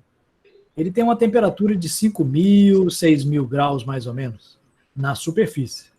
As estrelas jovens, né, são azuis lá em cima, têm uma temperatura de 20.000 graus, mais ou menos. Né? E as estrelas vermelhas, à direita, elas têm uma temperatura de 2.500 graus na superfície. Tudo isso na superfície, porque no núcleo da estrela, onde ocorrem as reações de fusão, a temperatura é de 10 milhões de graus. Tá? Então, pela temperatura da superfície, elas emitem cores diferentes. Quanto mais quente, mais azul. Quanto mais fria, mais vermelha. Tá? Então, pode cair questões na prova, assim, perguntando a vocês, né? Olha, a estrela tal, a estrela Antares é vermelha. A estrela Sirius é azul. E uma outra estrela lá, a estrela Alfa Centauro é amarelada. Aqui, mais ou menos, aqui no meio. Vamos colocar em ordem, né, de idade delas. Né? Quem é a mais jovem, quem é a mais velha. Então, a mais velha são as vermelhas. A mais jovem são as azuis e brancas. E as verdes, amarelas aqui, são no meio da vida, aproximadamente. Tá? Para a gente ter uma ideia da evolução aproximada. É claro que tem algumas, isso aqui é chamado sequência principal. A maioria das estrelas, 80% delas, fazem assim. Mas tem outras evoluções um pouco diferentes. São esses dois ramos, esses 3 ramos aqui separados. Né? Esse é o chamado diagrama Hertzsprung-Russell, tá? Que vai do azul até o vermelho. Isso aqui é a mesma coisa. Ele relaciona a luminosidade, a quantidade de luz que ela emite, a temperatura, a magnitude e a classe espectral. Então, pelo espectro da luz, pela cor, né, pelo espectro da luz, a gente classifica O, B, A, F, G, é uma classificação usada na astronomia. Não precisa decorar isso, não. Então, aqui, ó, eles classificaram essas estrelas em função da cor. Isso aqui é o espectro, né? Como é esse espectro aqui? Esse espectro é quando você pega um prisma e coloca na frente, na ocular do telescópio. Aí quando você analisa o espectro, né, do vermelho até o azul, tem faixas aqui que indicam a presença de elementos químicos, como hidrogênio, hélio, carbono, ferro. São esses elementos químicos que existem nas estrelas, são estudados assim. Tá? Para estudar esse espectro, a gente usa algumas leis na astrofísica. Uma delas é a lei de Kirchhoff, né? Quando você pega a luz de uma estrela e passa num prisma, forma um espectro. Esse espectro pode ser um espectro contínuo, né? Se for um gás quente. Então, a primeira lei diz que quando um gás quente emite luz, forma um espectro contínuo. Assim. Se for uma fonte pontual, desculpe, né? um gás muito aquecido, determinadas linhas aparecem com maior intensidade. Por quê? Porque esse gás aqui não tem todas as frequências como no espectro contínuo.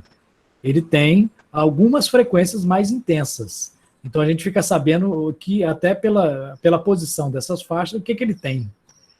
E se você botar uma fonte potente com um gás frio, ele vai absorver alguns comprimentos de onda, são essas faixas escuras aqui. Então isso aqui é um espectro de absorção. Analisando esses espectros, os cientistas descobrem de que é formado a estrela, né?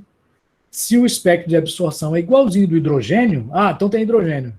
Se no espectro de emissão tem um pouquinho, uma faixazinha ali característica do hélio, tem hélio. Então você descobre de que é feita a estrela, né? O comportamento dela, usando essa análise do espectro. Nós chamamos isso de uma maneira geral de leis de Kirchhoff, da espectroscopia. Outra lei importante é a lei de Stefan Boltzmann, né? Essa lei, o nome é meio complicado, viu? A lei de Stefan Boltzmann diz, mas é bastante simples. Ela diz que o fluxo de luz, F, o fluxo de radiação da estrela, é uma constante, é esse sigma aqui, vezes a temperatura elevada à quarta. Oi, para que serve essa lei? Se eu medir o fluxo de luz que a estrela está emitindo, eu sabendo essa constante, eu posso saber a temperatura da estrela. Então, os cientistas podem descobrir a temperatura de uma estrela sem chegar perto dela. Basta medir a quantidade de fluxo de luz que está chegando aqui. A temperatura é proporcional a ela, né? Isso é possível, como você viu lá na física. Quando você pega uma lâmpada, a uma certa distância, ela ilumina uma área, ilumina outra área, uma área maior. Essa área é proporcional ao quadrado da distância. Então, é possível você medir o fluxo. O fluxo vai ser a luminosidade dividido pela área. A gente chama de fluxo a luminosidade pela área. A área de uma estrela, uma esfera, é 4π vezes a distância ao quadrado. Quer dizer, ela emite numa forma em todas as direções, formando uma esfera ao seu redor. Mas a luminosidade, o que é luminosidade, né? Bom, a luminosidade é a energia por unidade de tempo.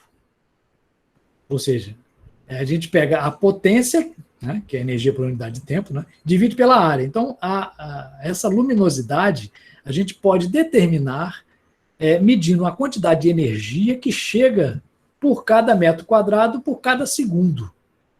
Então, o fluxo é a potência por unidade de superfície, né, de área. Então, o cientista bota um instrumento bem complexo, né, mede a quantidade de luz que bate numa determinada área, e com isso você pode até determinar a distância e a temperatura da estrela. Né? Então, é como se você pegasse um pedacinho de uma esfera que está brilhando, a estrela está lá no meio, brilhando, né? Essa luminosidade dela é a quantidade de energia que ela emite por unidade de tempo. Né? Pode ser em erg por segundo, né? Ou joule por segundo. E se você divide pela área em que ela está expandindo isso ao redor, no espaço, né? Que é 4πr2, eu posso determinar, então, o fluxo e o brilho da estrela. Okay? Não se preocupe com essas fórmulas, porque se cair na oba, eles não pedem para decorar, não. Você tem que Ele dá a fórmula e pede para você interpretar. Por exemplo, ó, aqui o fluxo é a luminosidade dividido pela 4π vezes r ao quadrado. Se o fluxo for o mesmo, né, se a distância for reduzida à metade, a mesma estrela, a distância for reduzida à metade, o que acontece com o fluxo? Então, a metade ao quadrado, né? Então, é 4 vezes mais, e não um dobro.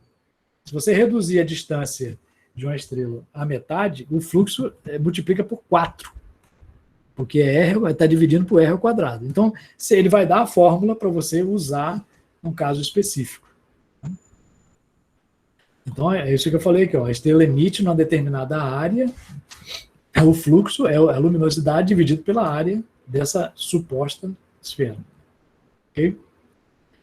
Tá bom, aqui nós falamos. Uma coisa importante que a gente tem que interpretar, que pode cair também, é o espectro solar. Né? O espectro, né, é um conjunto de cores. Se eu pegar um prisma e colocar na luz solar, forma todas as cores. Mas tem cores que a gente não enxerga. Essa faixa do vermelho até o violeta, a gente enxerga, né? E elas estão distribuídas em vários elementos químicos. Cada faixinha dessa aqui é um elemento químico que tem no Sol. Abaixo dele fica tudo preto aqui, é o infravermelho, né? Infrared, infravermelho. E acima do violeta é o ultravioleta, é uma faixa que nós não enxergamos, né, com os nossos olhos. Precisa de um equipamento para isso. E para medir determinar a velocidade de uma estrela, né, ou a distância, né, a gente usa o efeito Doppler, que a gente aprende lá na física. Né? O efeito Doppler é a variação da frequência com a velocidade da fonte. Então, por exemplo, você já viu passar na sua frente uma ambulância. Quando a ambulância passa, quando ela vai se afastando, a frequência do barulho que ela está fazendo vai diminuindo. Né? Então, observe aqui. Ó. Quando uma estrela está se afastando, a frequência diminui, a luz fica avermelhada. Quando uma estrela está se aproximando da gente, a frequência aumenta, ela fica mais azulada. Lembrando que o espectro vai do vermelho ao azul, ao violeta. Né? Então, quando a estrela está em movimento, né, qualquer coisa no céu, estrela, galáxia, está em movimento, medindo o comprimento de onda, a variação relativa, a gente pode determinar a velocidade dela. Então, do mesmo jeito, se você medir a frequência do som de uma ambulância que passa apitando, você pode saber a velocidade da ambulância medindo a frequência sonora. A mesma coisa você pode descobrir da estrela. Não se preocupe com a fórmula, também se cair, eles vão dar a fórmula. Tá? Nunca pediram para decorar essa fórmula. Em mais de 12 anos, 13 anos que eu acompanho a Olimpíada. Então, a velocidade sobre a velocidade da luz, ó, a velocidade da estrela sobre a velocidade da luz, é a variação desse comprimento de onda. Ó, aqui ela estava com comprimento, ó, ela passou para outro. Quando muda o comprimento de uma ponta até a outra, é o comprimento de onda, é o lambda. É o lambda zero. Se variar, essa variação sobre o comprimento inicial é V sobre C, é a velocidade da fonte, da estrela, sobre a velocidade da luz. Então, a gente está fazendo só uma revisão aqui, né? Lembrando também que o Sol tem movimentos, né? O Sol não está parado, ele está girando em torno da galáxia, e o Sol anda numa direção, o Sol anda na direção do ápex solar. A Terra, eu vou falar uma coisa agora que muita gente vai achar estranho, a Terra não gira em torno do Sol. Ah, professor, a Terra não gira em torno do Sol? Porque o Sol está em movimento em torno da galáxia. Se o Sol está em movimento, a Terra vai girando, quando ela vai completar uma volta, o Sol já andou, então ela vai andando assim, ó, acompanhando o Sol. Para quem está dentro do sistema solar, ela está girando em torno do Sol, né? Em relação ao Sol, ela está girando em torno do Sol. Mas, na realidade, é uma hélice, né? Ela vai girando, girando, girando, subindo. E o Sol nessa direção aqui, em torno da galáxia.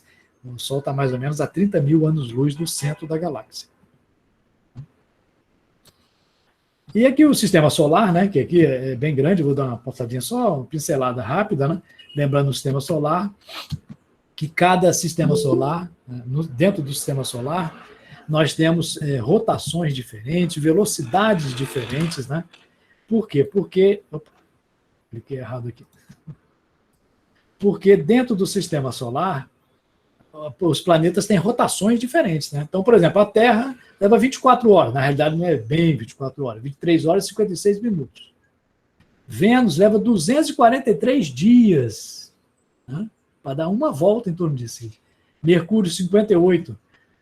Júpiter leva 9 horas, é muito rápido um dia lá. Né? 4 horas, quase 10 horas, 5 horas de dia e 5 horas de noite. Então, cada planeta tem a sua propriedade diferente. O Sol é essa grande estrela que está com temperatura de 6.000 graus na superfície e 10 milhões no centro, onde ocorrem explosões nucleares com hidrogênio virando hélio. Né? O Sol tem uma atividade gigantesca, né? Explosões, manchas solares, né? Cada manchinha dessa aqui é mais ou menos o tamanho da Terra. Uma explosão dessa pode ser várias vezes o tamanho da Terra, né? Se uma explosão dessa vier na nossa direção, acaba com a vida na Terra. E ele tem um ciclo de manchas solares de 11 anos. A cada 11 anos, aumenta e diminui o que acontece na quantidade de manchas. Né? Mercúrio, né, que é o planeta mais próximo, aqui comparado com a Terra, né? Mercúrio comparado com a Terra. Vênus é o planeta do tamanho da Terra, né? O planeta que mais parece com a Terra em tamanho é Vênus, né? Mas é uma temperatura altíssima. Né? A Terra aqui, né, que é o nosso planeta, é o único que tem um campo magnético para evitar as partículas do Sol atingirem a Terra, né? Marte, né, que é mais ou menos a metade da Terra, aí, tamanho. Júpiter, né, que é 10 vezes maior que a Terra, gigante. Né? Saturno, planeta gigante dos anéis, né, famoso dos anéis. Urano, que é o gasoso. Né? Netuno, gasoso também, só tem um núcleozinho de rocha bem pequenininho lá no meio. Né? O resto é tudo gás. E Plutão, que tinha antes, mas não tem mais agora, né? Então, o estudo também da mecânica celeste, né, você vai usar um pouco da gravitação. Posso fazer uma perguntinha, professor? Pode. No caso, o nosso campo magnético só é possível graças ao nosso núcleo, né, que é formado por magma, né? O planeta Terra, ele tem 2 núcleos. Deixa eu acender aqui. O interno e o externo, não é isso? Nós temos 2 núcleos, né? Um líquido e um sólido. O sólido da Terra é do tamanho da Lua, mais ou menos. Né? Isso foi até da minha tese de doutorado. Né? Eu estudei o campo magnético da Terra e como ele influencia nos oceanos, né? Na vida dos oceanos. Então, a gente, hoje em dia, o que se conhece, né? Um pouco se conhece, né? Ainda tem muita coisa para se descobrir sobre o núcleo da Terra. Na década de 60, a gente descobriu que esse núcleo central, né? Lá acontecem reações nucleares. Só que não são reação nuclear igual ao do Sol, de fusão, não, é de fissão. Não sabemos ainda direito, mas ele gera calor, mas a pressão da gravidade segura esse núcleo sólido ainda. O outro mais afastado, né, não tem tanta gravidade, é líquido. E ele gira. Ele é fluido. Né? Então, aquele metal ali girando produz um campo magnético. Esse campo magnético, ao redor da Terra, quando vem as partículas carregadas, prótons, né, elétrons, eles são desviados pelo campo. Se não houvesse esse desvio, nós seríamos atingidos por essa radiação. Né? Não haveria vida na Terra. O planeta Marte, ele não tem esse campo magnético. Então, lá, não dá para a gente andar em Marte, mesmo com roupa, tudinho.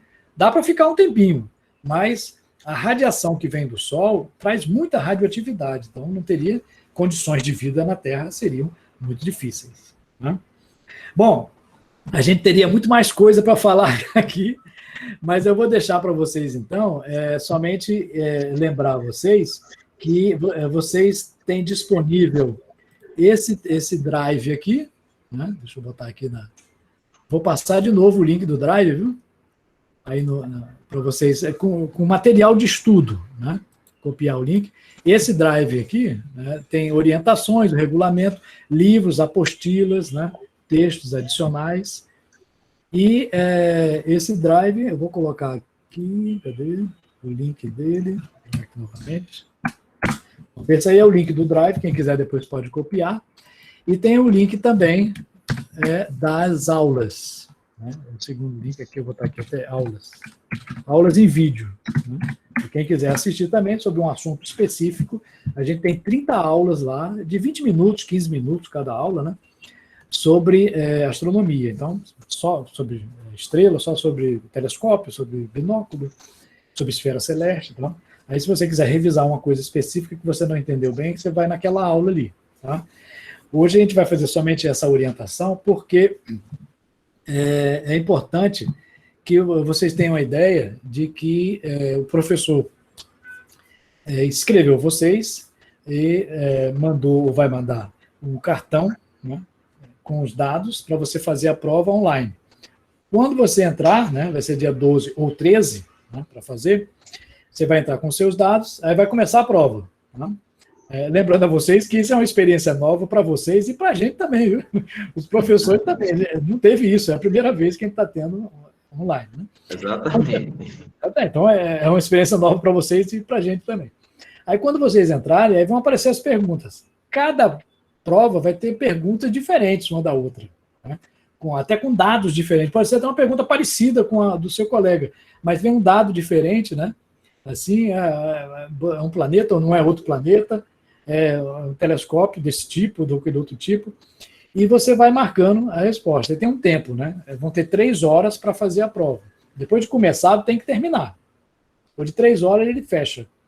Aí ele vai corrigir lá, o computador vai aceitar, vai corrigir e mandar para o seu professor também a lista com as notas que cada um tiveram e vão receber depois certificados ou medalhas de acordo com o que fez, né? Mas lembrando que você entrou, já tem que fazer a prova, né? Pode ser no dia 12 ou no dia 13, tá certo? Aí a gente pode abrir para tirar dúvidas, né? Para a gente concluir. Quem tiver alguma dúvida pode perguntar, né? Aí o professor Wesley pode passar, ou se, Wesley, se você quiser abrir para alguns alunos fazerem a pergunta direto, pode também, não tem problema. Tá? Tiveram algumas perguntas aqui, professor. Se o senhor puder responder, era sobre o conteúdo que o senhor estava falando. Aí eu posso encaminhar aqui. Eu já respondi algumas no chat, no bate-papo. Lembre-se que o professor não é aquele cara que sabe tudo. Né? Não é aquele cara que passou as dificuldades que você está passando por mais tempo. Entendeu? Só isso. Eu comecei a estudar astronomia quase que por acaso, né? Lá no Rio de Janeiro, né? Eu sou de lá. Aí eu fui fazer um curso de astronomia fora, né? Extra, né? E acabei gostando, né? Aí acabei fazendo um curso de especialização, fiz química no Rio, fiz física aqui, depois fiz mestrado, fiz doutorado. Mas a gente começa, né? Quando a gente começa, o fascínio da astronomia é que é o mais importante, tá? Você tem que gostar daquilo ali e pegar o conhecimento que você tem e aplicar. E você vai ver que vai funcionar, né? Só que vai funcionar de um jeito diferente. Do mesmo jeito que quem vai ser médico, né, vai estudar biologia, gosta de biologia. Adoro biologia. Mas vamos ver agora como é que funciona na prática a biologia. Então, você pode ser um médico, né? Pode ser um enfermeiro, pode ser alguém da área de saúde. Né? Então, a física, por exemplo, é a mesma coisa. A astronomia é uma aplicação de física, de matemática. Então, essa área, se você gostar, você vai desenvolver. E só tem um jeito de saber, testando, fazendo uma Olimpíada, fazendo isso, para ver aquilo que você se destaca, o que você gosta mais. Né? E pode chegar um dia a ter a sua profissão relacionada a alguma dessas áreas. Né? Mas aí, se vocês tiverem alguma dúvida, aí podem perguntar. Né? Gabriel Cruz, ele está perguntando aqui, né? Existe uma pontuação mínima para as medalhas ou é por colocação? Aí eu até posso responder essa.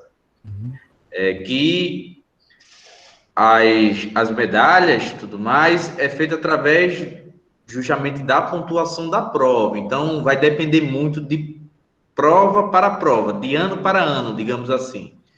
Então, a OBA, a organização em si, ele tem uma quantidade de medalhas e elas são distribuídas de acordo com a quantidade de pessoas que atingem aquele quantitativo de medalhas.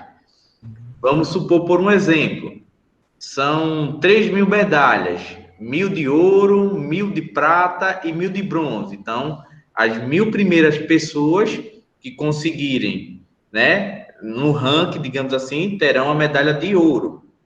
As 1.000 seguintes, medalha de prata, e as 1.000 últimas, digamos assim, medalha de bronze.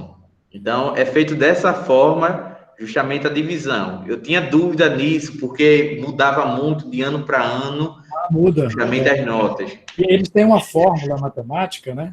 Em que aparece o número de alunos que fizeram naquele ano, o número de as notas máximas, mínimas, né? E cada questão que vocês forem fazer, eles vão dividir em questões fáceis, médias e difíceis. Então, cada aluno vai ter a mesma quantidade de questões fáceis, médias e difíceis. Então, a mesma questão sendo diferente, né? O tipo de questão, então, vai ser por igual. Então, cada um vai tirar uma nota. Então, você pode tirar, assim, 7,275. Seu colega tirou 8,254. Cada um vai ter uma nota. Então, eles vão juntar todas essas notas e fazer médias, né, e dividir aquilo de tal maneira que é proporcional ao número de medalhas que eles têm. Tá? Então, se eles tiverem, como o professor falou, 3.000 medalhas, 1.000 medalhas, 1.000 e 1.000. Pronto. Aí depois é que eles mandam para as escolas, seja qual escola for, privada ou pública, é igual. É considerado igual, tá? As duas. E todo ano eles fazem isso, não varia, né? Tem ano que a prova está um pouco mais fácil do que o ano anterior. Então as notas são maiores. Então, aí vai precisar de uma nota maior para tirar ouro ou prata, né? Varia, é tudo relativo ao resultado de vocês. Né? É uma nota relativa. Entendeu? Não é isso, professor? Isso mesmo. Então, a gente tem uma aproximação muito com o Canali, né? Que sempre acompanha a gente, né? Quando eu fui no Chile 2 vezes, né? Que teve um concurso, né? Que agora, infelizmente, pararam por falta de verba, né? De 2016 para cá, quase pouca verba está vindo para a astronomia. Agora, esse ano que veio um pouquinho, né? Aí tinha um concurso que era para você fazer um texto, né? Não era prova. E quem ganhasse ia lá no Chile visitar os observatórios astronômicos. Aí nós fomos lá. Aí conversamos muito, né? E a gente viu que a gente tem que fazer uma Olimpíada bem democrática, né? Para atingir tanto alunos da rede privada, da rede pública, né? Alunos que estudam à noite, de dia. A gente tem que fazer uma coisa que seja proporcional. E a Olimpíada, o objetivo é esse, né? Justamente atingir a todos, né? Entendeu? E baseado nisso, né, que nós fizemos a nossa Pernambucana também, que esse ano, infelizmente, não teve, mas ano que vem nós estamos retornando, que é para preparar o estudante já para fazer a nacional. Aí, depois que vocês fizerem essa Olimpíada agora, vocês vão ter uma nota, medalha, vai receber medalhas. Quem tirar acima de 7, né, pelo menos no ano passado foi a partir de 7, vai fazer uma pré-seletiva pela internet. Essa pré-seletiva pela internet são questões semelhantes a essa, né, assim, só que mais puxadas, né? Aí vai fazer com todo mundo que tirou medalha de ouro.